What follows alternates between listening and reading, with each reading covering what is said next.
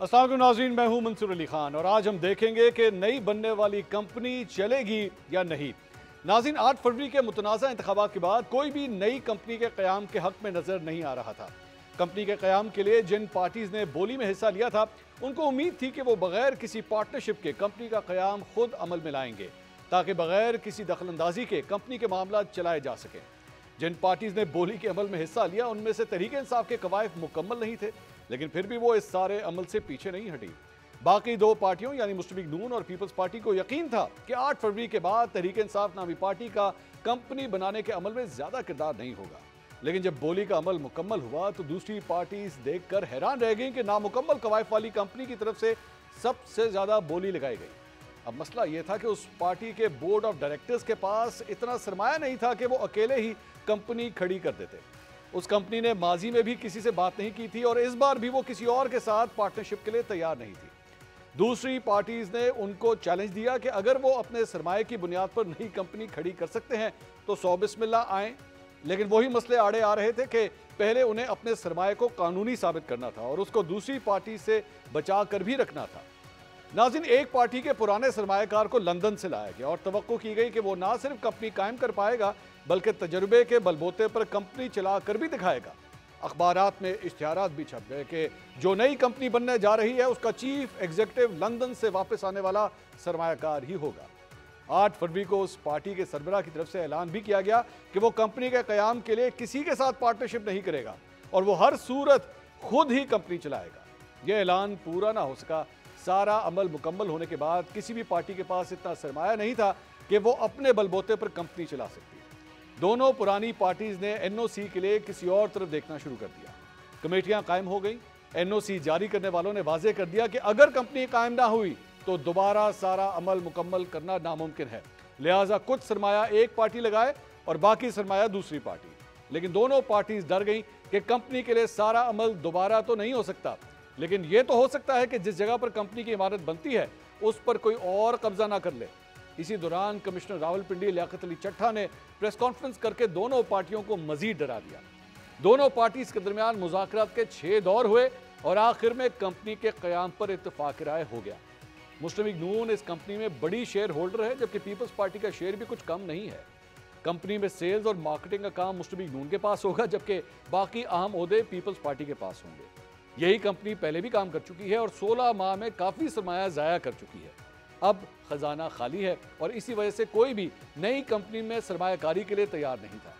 अब इस कंपनी को चलाने के लिए बाहर के ममालिक से सख्त शराइत पर कर्जा लेना पड़ेगा और IMF को बतौर कंसल्टेंट भी रखना पड़ेगा। इस कंसल्टेंट की भी सख्त शराइत होंगी। बड़ा मसला यह है कि हरीफ कंपनी IMF को खत लिखने पर तुली बैठी है। एक और मसला यह भी है कि जो कंपनी बनने जा रही है उसमें काम करने वाले मुलाजमीन का मिजाज भी आपस में नहीं मिलता। हो सकता है कि पहले से ही शदीद खसारे का शिकार कंपनी को मजीद नुकसान का सामना करना पड़े और यह भी मुमकिन है कि मुलाजमीन हड़ताल कर दें।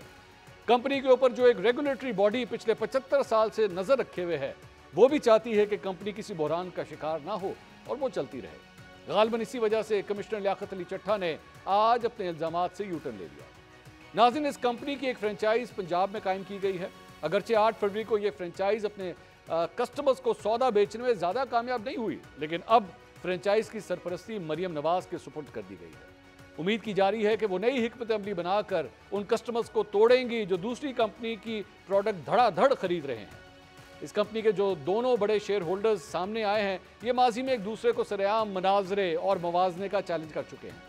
नाज़रीन, सिंध में फ्रेंचाइज जिनके हवाले की जा रही है उस पार्टी का एक बड़ा डायरेक्टर ऐवान सदर में बैठा होगा और कंपनी के चीफ एग्जीक्यूटिव को अपना भाई कह रहा है, लेकिन उसने माजी में भी ऐवान सदर में बैठकर पंजाब में चलने वाली फ्रेंचाइज को सुख का सांस नहीं लेने दिया था।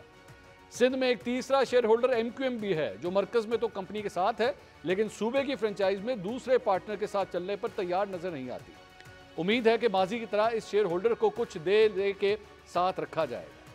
नाज़रीन, खैबर पख्तूनख्वा में 2013 में एक कंपनी तहरीक इंसाफ ने फ्रेंचाइज कायम की। सबको यकीन था कि सूबे में लोग किसी भी फ्रेंचाइज का सौदा एक ही बार खरीदते हैं और अगली मरतबा दूसरी कंपनी की फ्रेंचाइज को मौका देते हैं, लेकिन माजी के तजुर्बात उलट हो गए। 2018 में फ्रेंचाइज पर सेल कई गुना बढ़ गई। उम्मीद की जा रही थी कि 8 फरवरी को इस फ्रेंचाइज के कस्टमर भाग जाएंगे, लंदन से आने वाले बड़े और तजुर्बाकार सियासी सरमायादार ने फ्रेंचाइज के कस्टमर्स को बेवकूफ़ तक कह दिया। इस कंपनी की फ्रेंचाइज के पास ना दफ्तर था ना लोगो, लेकिन कस्टमर्स ने किसी की बातों में आने से इनकार कर दिया। लोगों ने कहा कि कुछ भी हो जाए, सौदा हम इसी फ्रेंचाइज से लेंगे। बलोचिस्तान में जो कंपनी की तरफ से फ्रेंचाइज कायम की जाती है उसका हुजूम तो बहुत कम होता है, लेकिन उसकी अहमियत से इनकार नहीं किया जा सकता। उस फ्रेंचाइज के दफ्तर में मुलाजमीन तो कोई और होते हैं, लेकिन कहा जाता है कि इस फ्रेंचाइज का कंट्रोल किसी और के पास होता है और वही फैसला करते हैं कि इस फ्रेंचाइज से कौन सा सौदा लेगा और उसकी सेल कितनी रखनी है। इस फ्रेंचाइज की अहमियत इसीलिए ज़्यादा है कि जब हेड ऑफिस में थरतली मचानी हो तो उसका आगाज़ इस फ्रेंचाइज से किया जाता है।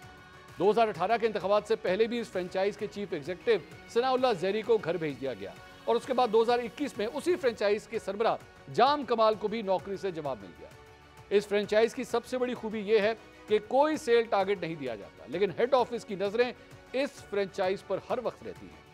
नाज़रीन, कंपनी बनती होती नजर आ रही है, लेकिन इसके चलने या ना चलने के इम्कानात पर आज हम 5 सवाल पूछते हैं। सवाल नंबर 1, पहले 16 माह में कंपनी चली, सेल के बाद मुनाफा भी बोर्ड ऑफ डायरेक्टर्स में तकसीम हुआ, लेकिन जब नुकसान की शीट सामने आई तो कोई भी जिम्मेदारी लेने को तैयार नहीं था। क्या इस मरतबा कंपनी को मुख्तलिफ तरीके से चलाया जाएगा? सवाल नंबर 2, कंपनी कायम हो जाए और अगर कोई शेयर होल्डर अपना सरमाया बाहर निकालना चाहे तो उसके लिए क्या तरीकाकार होगा? क्या इस बात की गारंटी मिल चुकी है कि एक मखसूस मुद्दत के लिए तमाम शेयर होल्डर्स कंपनी चलाएंगे? सवाल नंबर 3, उस कंपनी का एक हरीफ भी है जिसको काबू में रखने के लिए दोबारा ये नई कंपनी कायम की जा रही है। ये नई कंपनी दूसरी कंपनी की सेल कम कर पाएगी? सवाल नंबर 4, क्या यह भी मुमकिन है कि कुछ अरसे बाद इस कंपनी का एनओसी मंसूख कर दिया जाए और खैबर पख्तूनख्वा वाली कंपनी को नया एनओसी जारी कर दिया जाए? सवाल नंबर 5, कंपनी के खदोखाल वाजे हो गए हैं और शेयर होल्डर्स भी सामने आ गए हैं। कौन कितना सरमाया लगाएगा और उसको ओहदों की सूरत में कितना मुनाफा मिलेगा, ये सब सामने आ चुका है। लेकिन क्या ये कंपनी चल पाएगी? इन तमाम सवालों के जवाब ढूंढने की कोशिश करते हैं एक छोटे से ब्रेक के बाद। हमारे साथ रहिए।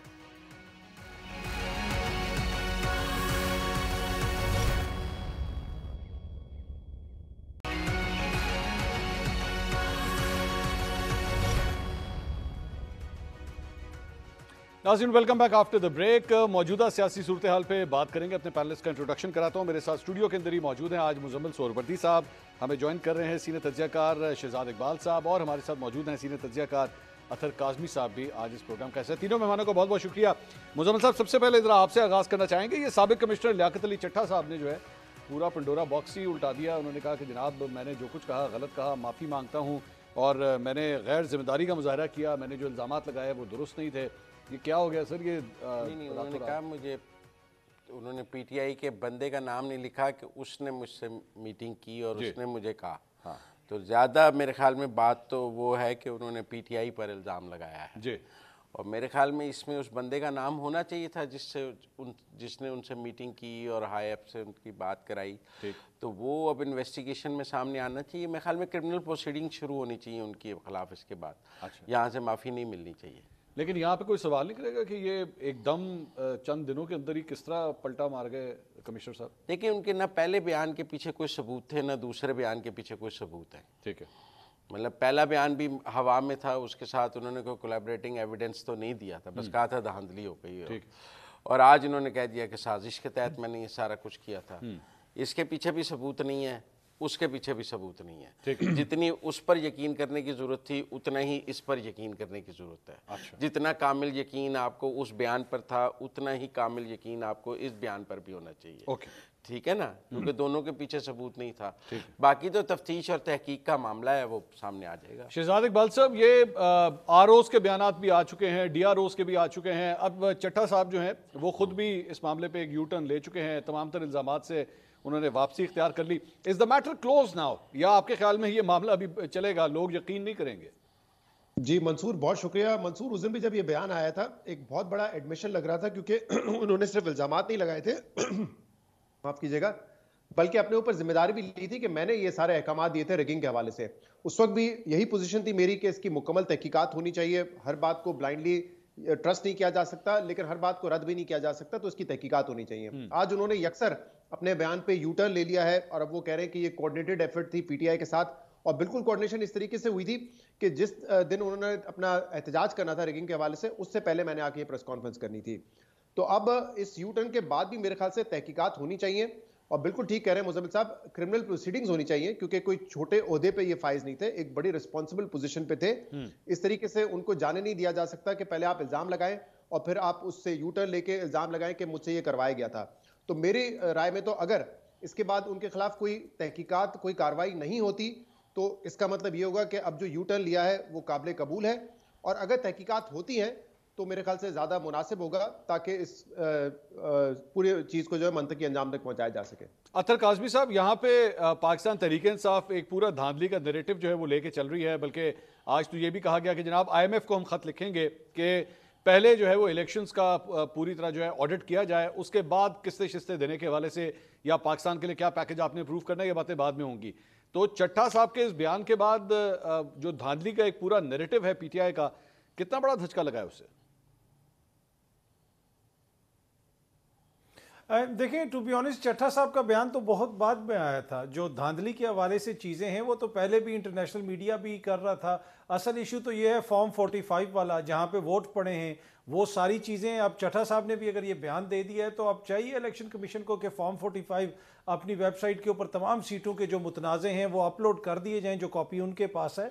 तो ये चट्टा साहब का बयान जो है यहाँ पे, वो तो मेरे ख्याल में उतना इंपॉर्टेंट नहीं है। जो ग्राउंड पे सिचुएशन है, जो कुछ हम देख रहे हैं कि अभी तक तमाम नताइज उस तरीके से हतमी नहीं हो सके, बहुत सारी अपील्स हैं, तो ये तो एक उसका फैक्टर था बीच में। लेकिन वो चट्टा साहब ने जब बयान दिया था, ऑब्वियसली उसके बयान के बाद भी तहकीकात होनी चाहिए थी और तभी चीज़ें सामने आती हैं। और अब अगेन उन्होंने एक और बयान दिया है, इसके ऊपर भी तहकीकात होनी चाहिए। लेकिन मेरे ख्याल में वो चट्टा साहब के हवाले से जो लोग कह रहे थे कि शायद उनकी कोई दिमागी हालत दुरुस्त नहीं है, अब ये दूसरे बयान के बाद तो मेरे ख्याल में वो तासुर तकवीयत पकड़ेगा कि अचानक क्या हो गया कि एकदम से। लेकिन इसमें और भी कुछ संजीदा सवाल भी हैं कि चट्टा साहब किधर थे इतने दिन से, वो देने के बाद बयान वो क्या करते रहे, सोचते रहे, किससे मुशावरत करते रहे, क्या कुछ होता रहा। तो मेरे ख्याल में वो बयान दें या वापस लें, वो उससे ये जो धांधली वाला इशू है, मेरा नहीं ख्याल कि वो उससे दबेगा, वो तो चलता रहेगा साइड पे। क्यों जी मुजम्मिल साहब, तो फिर चट्टा साहब के बयान से क्या फ़र्क पड़ा अगर वो बयानिया वैसे ही चलना है? और ये जो कह रहे हैं कि जी फॉर्म 45 इलेक्शन कमीशन को चाहिए कि अपलोड कर दें, दूध का दूध और पानी का पानी हो जाएगा। यकीनन किसी लीगल फोरम पे इनको भी अपने फॉर्म 45 पेश करने चाहिए, और उसके लिए ट्रिब्यूनल्स बन गए हैं, उसमें फॉर्म 45 ले आएंगे ये अपने, तो ट्रिब्यूनल्स उनको कोर्ट ऑफ लॉ में देख लेंगे। पाकिस्तान में इस हवाले से कवानीन मौजूद हैं, और कोई किसी को ख़ास कोई सहूलतकारी तो नहीं दी जा सकती कि उसके लिए जो नए कवानीन बनाकर फॉर्म 45 देखे जाएं। फॉर्म 45 का रौला 2018 में भी था कि नहीं दिए गए थे, और RTS का, और उस वक्त भी यही कहा गया था कि ट्रिब्यूनल्स में इसके फैसले होंगे। तो ट्रिब्यूनल्स में फैसले होंगे जहां कानून ने प्रॉपर फोरम रखा है इसके फैसलों के लिए कि ट्रिब्यूनल्स में इसके फैसले होंगे। तो अपलोड करने से क्या है, जो इनके पास हैं ये ट्रिब्यूनल्स बन गए हैं, उनमें पेश कर देंगे तो वहाँ फैसले हो जाएंगे। तो वो जो PTI का सपोर्टर है, आपके ख्याल में ट्रिब्यूनल्स के फैसले को एक्सेप्ट करेगा कि हाँ जनाब ट्रिब्यूनल ने अगर ये कहा है तो ये दुरुस्त है? उसका मानना ज़रूरी नहीं है। कानून जो है वो, पहली बात यह है कि आपको ये समझना होगा कि कानून मकबूलियत के मतहत नहीं है। ठीक है, मतलब अगर कल को कोई इलेक्शन जीत जाए या कुछ, कानून से मुबर्रा नहीं हो जाए। कबूलियत के तहत नहीं, कबूलियत के तहत है नहीं, ना कबूलियत के ना कानून, तो कानून के तहत है। अच्छा। और कानून सबको कबूल होना चाहिए। कानून की कबूलियत ज़्यादा इम्पोर्टेंट है। ठीक है ना। कबूलियत जो है वो कानून और आइन की है और उसकी रहनी चाहिए, और ये मकबूलियत के ताबे नहीं। तो शहजाद साहब, आपसे भी यही सवाल है कि ये जो फॉर्म 45 का मामला इलेक्शन ट्रिब्यूनल्स, मुजम्मिल साहब कह रहे हैं कि जनाब वो फैसला करेंगे, उसके बाद जो है सारा क्लियर हो जाएगा। तो असल बात तो ये है कि पाकिस्तान तहरीक इंसाफ का जो वोटर है, और वो ये समझता है, आज ये समझता है कि जनाब हमने जो वोट डाला था ये रिजल्ट उसको रिफ्लेक्ट नहीं कर रहा। इलेक्शन ट्रिब्यूनल के आने वाले रिजल्ट्स के बाद जो है, जो फैसले आएंगे उसके बाद वो मुतमईन हो पाएगा। देखिए, इस पे तो कोई शक नहीं है पहले तो कि इलेक्शन कमीशन ऑफ पाकिस्तान की जो बुनियादी जिम्मेदारी इलेक्शन करवाने की, उसमें वो बुरी तरीके से नाकाम हुए। पहले उन्होंने 2 सूबाई असम्बली के इलेक्शन नहीं करवाए, फिर जब आम इंतखाबात तमाम सूबों में और वफाक में होने थे वो भी बर वक्त नहीं करवाए, फिर जब इलेक्शन करवाए तो एक शदीद मुतनाज़ा इलेक्शन थे। अब इलेक्शन नाइट को याद कर लेते हैं मंसूर साहब, आपको भी पता है कि एक इलेक्शन कमीशन ने तरीकेकार बताया था कि तमाम प्रिजाइडिंग ऑफिसर्स जो हैं अपने पोलिंग स्टेशन के बाहर फॉर्म 45 चिपका देंगे ताकि सब उसको देख लें, वो एक पब्लिक नॉलेज के लिए होगा। उसके बाद रिटर्निंग ऑफिसर जो है वो पूरे हल्के के नताइज को मुरतब करके उसको पब्लिक कर देगा। लेकिन ये हुआ नहीं, लास्ट मोमेंट पे प्रोसेस को चेंज किया गया। इलेक्शन कमीशन ने कहा कि आरओज हमारे पास पहुंचे, हम नतीजा देंगे। आज फाइनल डेट है कि तमाम फॉर्म 45 और फॉर्म 47 को अपनी वेबसाइट पे इलेक्शन कमीशन ऑफ पाकिस्तान ने लगाना है, लेकिन जरा ये बताते हैं कि शायद वो इस पर पूरा ना उतर सके और आज ये फॉर्म 45 नहीं लगा सकेंगे। यानी कि आप मजीद इस इलेक्शन को मुतनाज़ा बनाएंगे, जहां पे पहले लेवल प्लेइंग फील्ड के मसाइल थे, आपने सिंबल ले लिया, फिर आपने इलेक्शन में जो इलेक्शन वाले दिन आपने वो बंद करवा दी, फोन सर्विसेज बंद करा दी, फिर रिगिंग के हवाले से इल्जाम लगे, फिर काउंटिंग के हवाले से इल्जाम लगे, और अब ये फॉर्म 45 वाला मामला। एक चीज बहसीत पाकिस्तानी मंसूर साहब हमें देखनी है और उस पर हमें इंसिस्ट करना चाहिए कि कोई भी पार्टी जीते, फ्री एंड फेयर इलेक्शन जरूरी है। लेकिन ये जो शिकवा इस दफा आ रहा है, पहले तो देखिए क्या होता था कि स्टफिंग कर दी, जाली बैलेट पेपर आपने डाल दिए, कहीं कहते थे वोट रिजेक्ट ज्यादा हो गए जितने मार्जिन था उससे, इस तरह की चीजें होती रही हैं, नहीं होनी चाहिए थी लेकिन होती रही हैं। लेकिन अगर ये इल्जाम सही साबित होता है कि फॉर्म 45 में कैलकुलेशन टैली कुछ और आ रहा है, लेकिन अपनी मर्जी से एक फॉर्म 47 बना दिया गया है और उसमें जो रिजल्ट है वो यकसर तब्दील हो गया है, अगर तो ये दुरुस्त है इल्जाम, तो इसका मतलब पाकिस्तान में जो इलेक्शंस हैं मंसूर साहब वो बेमायनी हो जाएंगे, कोई फर्क नहीं पड़ेगा, कोई भी एक्सेल शीट पे बैठ के फॉर्म 47 बना लेगा और कहेगा ये नतीजा है। इसलिए ये तहकीकात होनी जरूरी है। और 2-3 हल्के हमारे सामने, मैं आपको अगर क्विकली मिसाल दे दूं, 2 इस्लामाबाद की नशिस्तों से मुस्तफा नवाज खोखर साहब ने इलेक्शन लड़ा है, पीटीआई के खिलाफ भी लड़ा है, नून लीग के खिलाफ भी लड़ा है। मैंने उनसे दोनों हल्कों के फॉर्म 45 मंगवाए, उन्होंने दे दिए। उनका जो फॉर्म 45 है वो वही है जो तहरीक इंसाफ का है, जो ये साबित करता है कि तहरीक इंसाफ पहले नंबर पर और नून लीग दूसरे नंबर पर है। इमरान शफीक साहब हनीफ अब्बासी साहब के हल्के से जमात इस्लामी की सीट से लड़े, उनके फॉर्म 45 ये बताते हैं कि हनीफ अब्बासी साहब सिर्फ 2 पोलिंग स्टेशन पे उनको बढ़तरी थी, बाकी पे वो आधे आधे मार्जिन से हारे तहरीक इंसाफ से। इसके अलावा कई ऐसे पोलिंग स्टेशन है, कई ऐसी कॉन्स्टिट्यूंसीज है जहां आप देख लें कि जो प्रोविंशियल असेंबलीज का वोट है एनए के नीचे वो आधा है और एनए में जो वोट है वो डबल हो जाता है, और इस तरीके से नताइज मुरतब किए गए। तो अगर ये एलिगेशन है तो मेरे ख्याल से इलेक्शन बेमायनी हो जाएंगे। इसलिए वी शुड इंसिस्ट कि election commission of Pakistan transparency से ये फॉर्म 45 फॉर्म 47 अपनी वेबसाइट पर डालें, इसमें कोई रद्दोबदल नहीं होना चाहिए। तो शहजाद साहब उसके बाद ये जो अब डिमांड आई है पाकिस्तान तहरीक इंसाफ की जानिब से कि जनाब IMF को हम लेटर लिखेंगे और पहले इलेक्शंस का ऑडिट होना चाहिए, उसके बाद बात आगे बढ़े, ये डिमांड PTI की किस हद तक जायज है? बहुत ही गैर जिम्मेदाराना हरकत है, इससे ना कोई फायदा होगा, ना IMF ये फोरम है जहां पे आप इलेक्शन रिगिंग के हवाले से ऑडिट मांगते हैं, ना ही आपको इस चीज से कंडीशन करना चाहिए कि IMF पहले ऑडिट कराए रिगिंग का और फिर जो है वो पाकिस्तान के साथ कोई डील करे। मेरे ख्याल से बहुत ही नामुनासिब हरकत है, इसको अवॉइड करना चाहिए। पहले भी शौकत तरीन साहब की वो कॉल सामने आ चुकी है जिसमें उन्होंने 2 सूबाई वजीर खजाना को कॉल करके कहा था कि हम IMF के जो मुतालबा है, जो बजट आया था जिसमें कहा गया था कि प्रोविंसेस सरप्लस शो करें अपने बजट में, वो हम नहीं कर सकते, वो भी बैकफायर किया था। आपकी रेपुटेशन एट स्टेक होती है, आपकी क्रेडिबिलिटी खराब होती है, ना सिर्फ आपकी बल्कि आप पूरे मुल्क का एक मजाक बना देते हैं। तो मेरे ख्याल से एक तो IMF इस तरह की कोई भी एक तो लेटर लिखना नहीं चाहिए, लिखा गया तो IMF इसको रद्दी की टोकरी में डाल देगा। आपको याद होगा 2018 में भी रिगिंग के इल्जाम लगे थे और तहरीक इंसाफ को लगे थे, इमरान खान को सिलेक्टेड कहा जा रहा था, उस वक्त पीपल्स पार्टी, नून लीग, ये सब पार्लियामेंट में थे। किसी ने ऐसी बात नहीं की कि पाकिस्तान IMF प्रोग्राम में अगर जा रहा है तो IMF को खत लिखे कि IMF पाकिस्तान को ये डील ना दे, बल्कि उस वक्त सब ये सवाल उठा रहे थे कि असद उमर साहब इतना डिले क्यों कर रहे हैं, फौरी तौर पे IMF में हमें जाना चाहिए क्योंकि मुल्क के हालात उस वक्त इकोनॉमिक कंडीशन से बिगड़ रही थी। तो रिस्पॉन्स आपके जो धांधली के इल्जाम है उसकी तहकीकात जरूर होनी चाहिए, राइट फोरम पे लेके जाएं, लेकिन इसको इससे नथी ना करें कि IMF पाकिस्तान को कर्ज ना दे अगर ये रिगिंग के ऑडिट नहीं होता तो। अतर साहब, ये पाकिस्तान तहरीक इंसाफ आखिर ये फाउल प्ले क्यों खेलती है? इससे पहले भी आपने पहले साइफर के हवाले से पूरा अपना एक बयानिया बनाया, बाद में जाके आपने कह दिया कि जनाब अमेरिका जो है वो देखे आके पाकिस्तान के अंदर क्या मामला हो रहे हैं, गलत फोरम के ऊपर जाके आपने जो है वो दस्तक दी। अब IMF के हवाले से बात की जा रही है। पहले जैसा शहजाद साहब बता रहे थे, आपकी पहले भी जो है ऑडियो रिकॉर्डिंग्स आ चुकी हैं कि आप IMF से उस वक्त भी किस्त रखवाना चाह रहे थे, now you doing that again. तो उसके बाद आप बेसिकली मेन स्ट्रीम पॉलिटिक्स के अंदर आप वहां पे खेलना ही नहीं चाह रहे, आप कोई ऐसी गेम खेलना चाह रहे हैं जो कि इस वक्त जमहूरी इदारों के अंदर एक्सेप्टेबल नहीं है। देखें, ऑब्वियसली वो लेटर जो जिस मुबैना लेटर का जिक्र हो रहा है, वो लेटर अभी तक हमने देखा नहीं है कि उसके अंदर क्या लिखा हुआ है। वो जो आज मीडिया टॉक हुई उसमें कहा गया कि जो एक खुला ओपन लेटर लिखा जाएगा। अब वो ओपन लेटर तो किसी की तरफ किसी एक इदारे या किसी एक शख्सियत की तरफ नहीं होता, वो ओपन लेटर होता है, वो सब के लिए होता है। मेरा नहीं ख्याल कि IMF के लिए कोई स्पेसिफिक लेटर लिखा जाएगा जो हमने मीडिया टॉक वहाँ पे सुनी। बाकी ये कि ये इसमें कोई दो राय नहीं है, जो पाकिस्तान के मामलात हैं वो पाकिस्तान में ही हल होने चाहिए। पर इशू ये है कि बहुत सारे ऐसी चीज़ें हैं जो आलमी सतह के ऊपर रिपोर्ट हो रही हैं, जिसमें आपने देखा कि आलमी इदारे उसके ऊपर अपने तहफ़्फ़ुज़ात का इज़हार कर रहे हैं। दीगर जो हुकूमतें हैं वो हुकूमतें किस हवाले से क्या कुछ कह रही हैं कि इलेक्शंस में क्या कुछ हुआ, तो मेरे ख्याल में शायद वो इसके ऊपर सियासी तौर पे कैपिटलाइज करने की कोशिश कर रहे हों कि जनाब इसकी तहकीकात होनी चाहिए और दीगर इदारे भी इसके अंदर देखें। पर टू बी ऑनेस्ट उस पर फेयर कमेंट उसी वक्त हो सकेगा जब वो लेटर हमारे सामने आएगा, तो फिर हमें पता चलेगा कि उसके अदर साहब ये तो आज कह दिया गया ना, आज तो मीडिया से गुफ्तगू में कहा गया कि जनाब हम IMF को लेटर लिख रहे हैं, इसमें तो कोई दो राय नहीं है, इर्रिस्पेक्टिव उसकी लैंग्वेज क्या होती है। क्या ये इस फोरम पे जाके दस्तक देना ये दुरुस्त इकदाम है? नहीं, IMF का तो मेरा नहीं ख्याल कि पाकिस्तान के इलेक्शन से क्या ताल्लुक है। उनको कहना उन्होंने थोड़ा आके यहाँ पे रिगिंग की वो करनी है, वो IMF का तो कोई ताल्लुक नहीं है।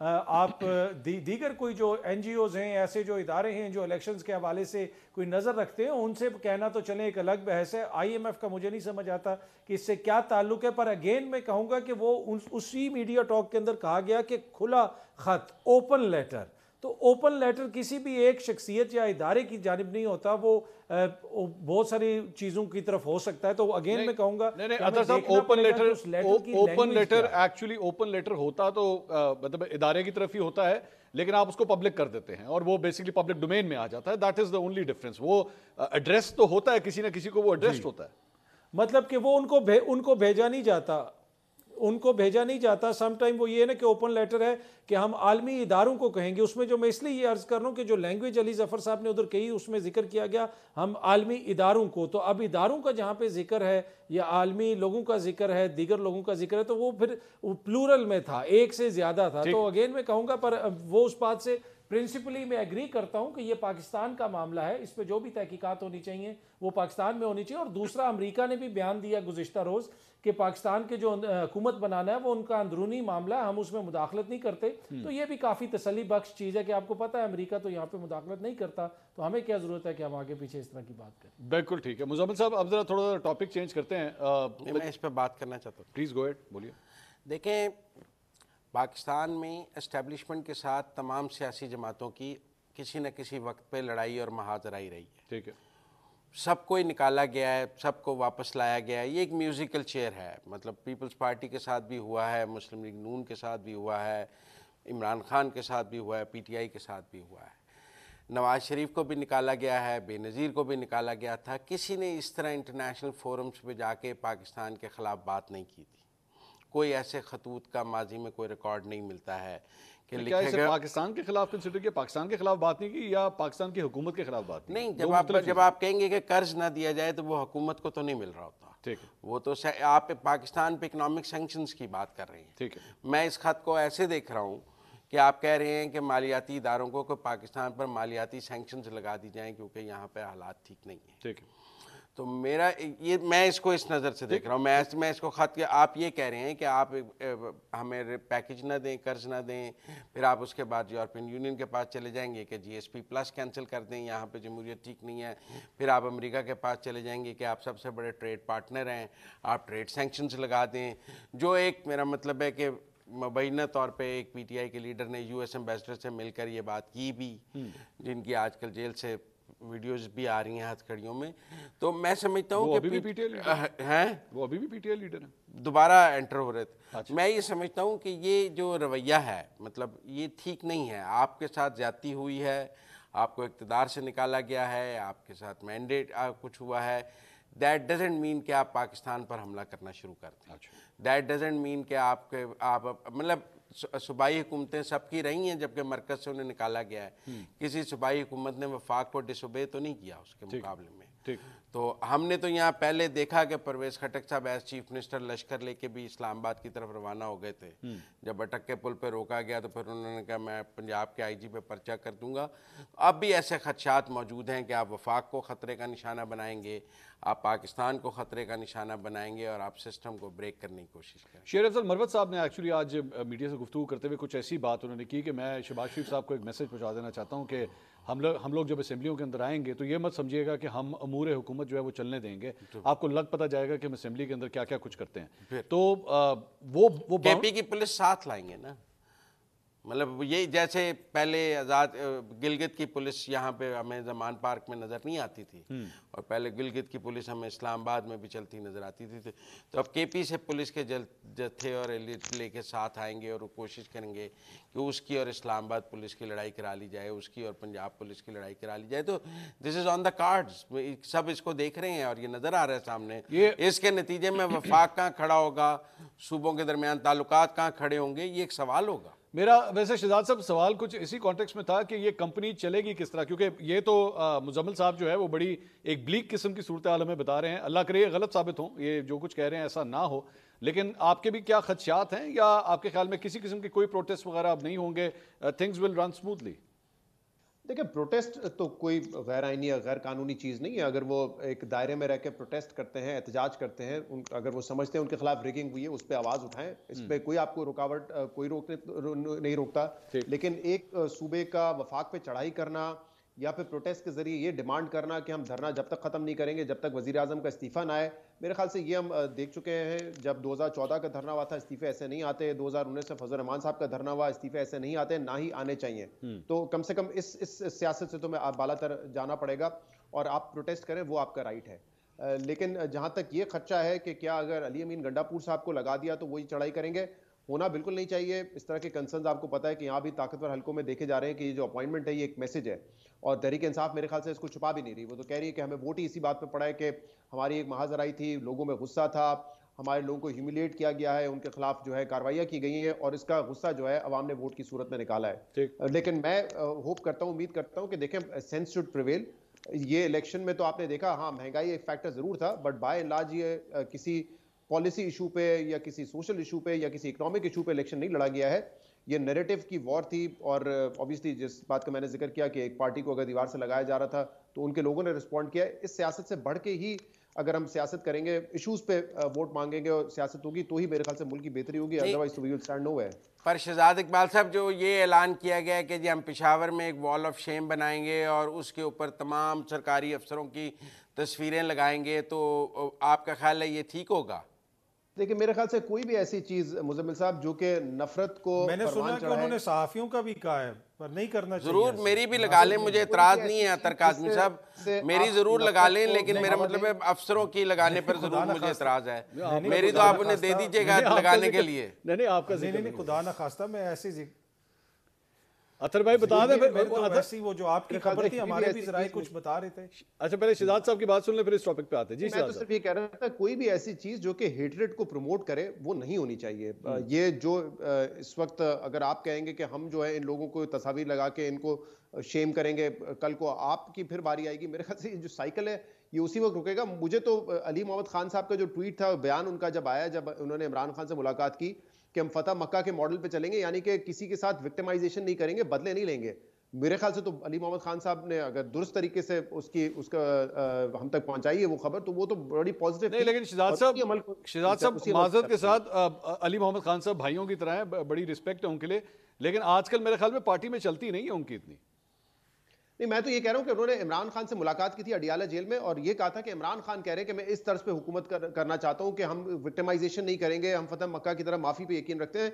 और उन्होंने शायद नेल्सन मंडेला के भी हवाला दिया था कि ट्रूथ एंड रिकंसिलिएशन बनना चाहिए। तो अगर ये बात उन्होंने की है, उस पर इंप्लीमेंट करते हैं, तो मेरे ख्याल से पॉजिटिव बात है, इसी तरह आगे बढ़ना चाहिए। शहजाद साहब, मुझे यहाँ पे आपको जरा रोकना पड़ेगा, मुझे एक छोटी सी ब्रेक का कहा जा रहा है। नाज़रीन, एक ब्रेक लेते हैं, ब्रेक के बाद फौरन आपके साथ हैं, प्लीज स्टे विद अस।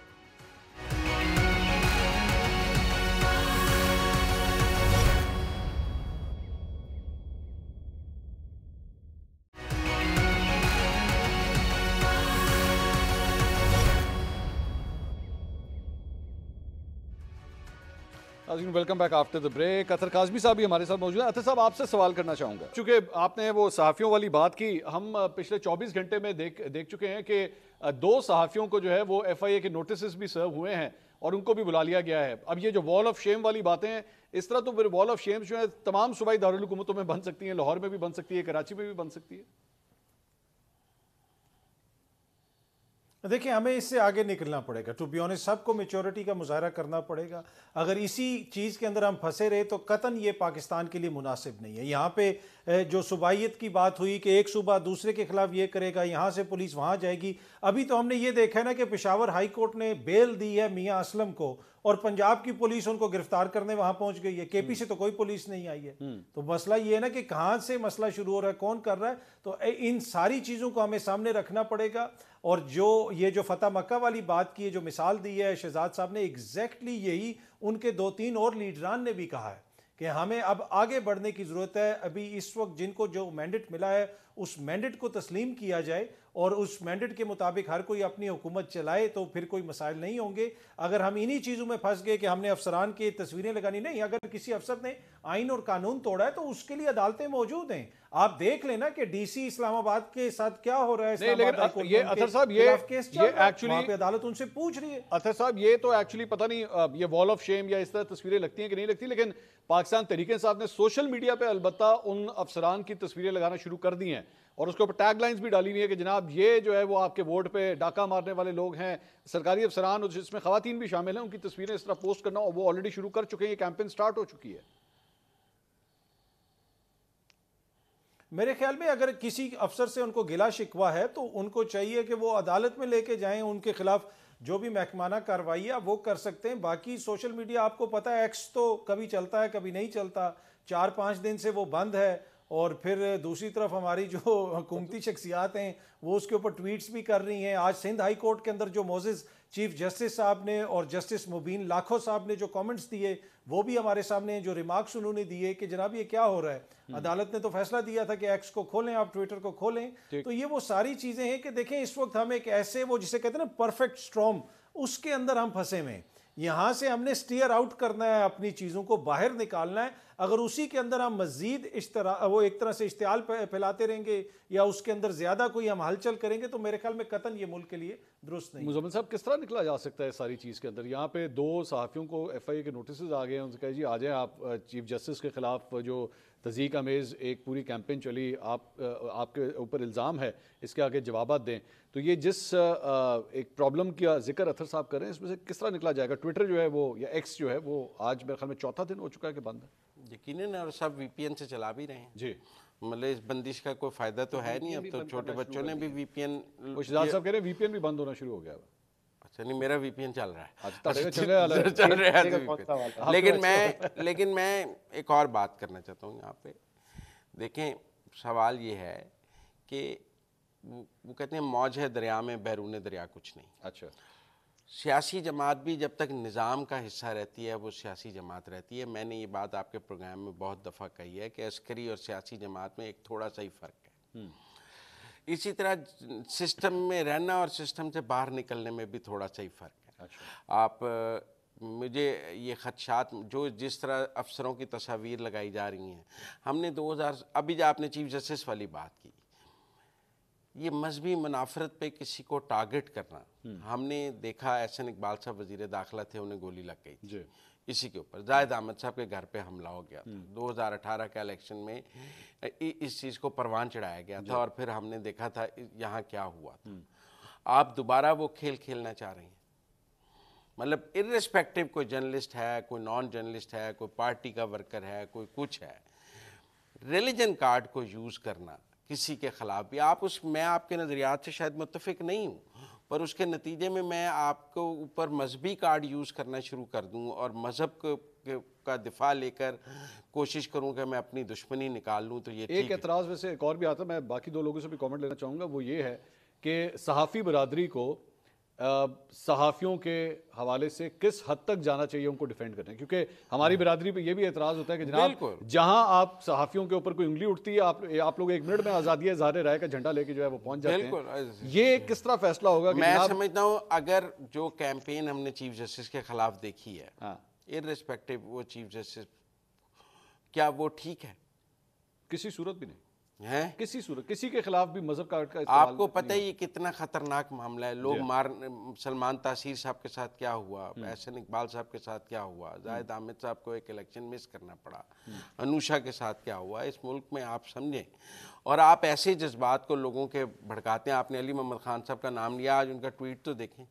आप मेरी बात ना देखें, शान रसूल पर तो कहते हैं जान भी कुर्बान वाली बात है, लेकिन हजूर की ज़ात सियासत करने के लिए तो नहीं है, सियासी पॉइंट स्कोरिंग के लिए तो नहीं है। ठीक ठीक। और मैं समझता हूं कि इसको किसी सूरत भी डिफेंड नहीं करना चाहिए। शहजाद साहब, आपसे भी मैं यही सवाल करना चाहूँगा, उसके बाद अत्तर भाई भी इस बात का जवाब दें कि बतौर सहाफ़ी, बतौर एंकर पर्सन, हमें किस हद तक जाना चाहिए? आखिर वो कौन सी लाइन है जहाँ पे हम उसको ड्रॉ कर सकते हैं कि नहीं ये ठीक नहीं है, इसको सपोर्ट नहीं किया जा सकता? बाकी वैसे सहाफ़ियों के साथ कभी नाइंसाफ़ी हो उसको बिल्कुल हम भी कंडेम करते हैं, आप भी करते होंगे, लेकिन what is that red line जिसको हमें मान लेना चाहिए कि नहीं, दिस वॉज नॉट राइट?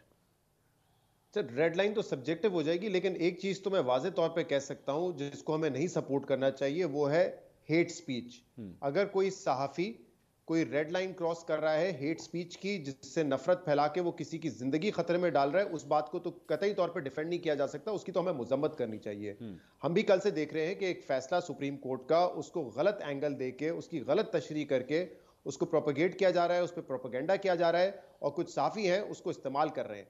शायद उनको लगता है कि माजी में काजी फायज ईसा साहब ने गलत फैसले दिए हैं, उस वजह से ही कर रहे हैं, तो बहुत ही ज्यादती की बात है। फैसले पे आप तनकीद करें, हम ओपनली करते हैं, जो सिंबल वाला फैसला था बहुत ही बुरा फैसला था, लेकिन इसका ये मतलब नहीं है आप किसी जज की खुदाखुशी करेंगे, उनकी जान को खतरे में डालेंगे।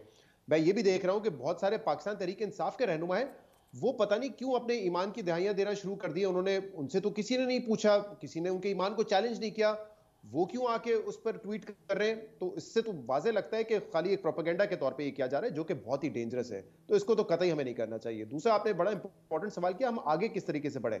देखिए मंसूर साहब, यही हमें एक्सपेक्ट करना चाहिए जब हुकूमतें बन जाएगी और केयर टेकर सेटअप की जगह इलेक्टेड गवर्नमेंट होगी, चाहे उसके उनके मैंडेट के हवाले से बेशक सवाल उठता रहे, लेकिन वो कम से कम जवाबदेह होंगे, उनकी अकाउंटेबिलिटी हो सकती है। जैसे अभी हमने बात की कि केपी में क्या होना चाहिए, मरियम नवाज साहबा पहली दफा चीफ मिनिस्टर बनेगी सूबे की।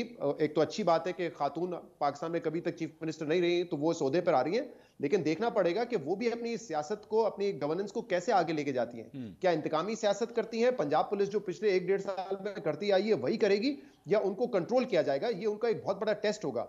उन्होंने ऑब्वियसली अपनी एडमिनिस्ट्रेशन को, अपनी गवर्नेंस को तो साबित करना है। पीएमएलएन का जो वोट बैंक है वो भी बढ़ाने की कोशिश करेंगी, but fundamental rights, human rights की जो वायलेशन होती रही है, क्या उसकी रोकथाम के लिए वो कोई स्टेप उठाएंगे या नहीं उठाएंगे? अगर नहीं उठाएंगी, उन पे तनकीद होगी, और सियासी हुकूमतों के लिए ये तनकीद बर्दाश्त करना बड़ा मुश्किल हो जाता है। केयरटेकर सेटअप में तो आपको पता है वो जवाबदेह नहीं होते। तो मेरे ख्याल से वफाक में भी और सूबों में भी जब नई हुकूमतें आएंगी, they will be held accountable. एक एक दिन भारी गुजरेगा उन पर, अगर वो इसी तरह की वायलेशंस जारी रही जो पिछले कुछ अरसे में हमने देखी है। Thank you so much Shahzad Iqbal साहब, अतर काज़मी साहब, मुजम्मिल साहब, बहुत बहुत शुक्रिया आपका। नाज़रीन, प्रोग्राम से अब तक के लिए इतना ही। इंशाल्लाह अगले हफ्ते दोबारा मुलाकात होगी। अल्लाह हाफ़िज़।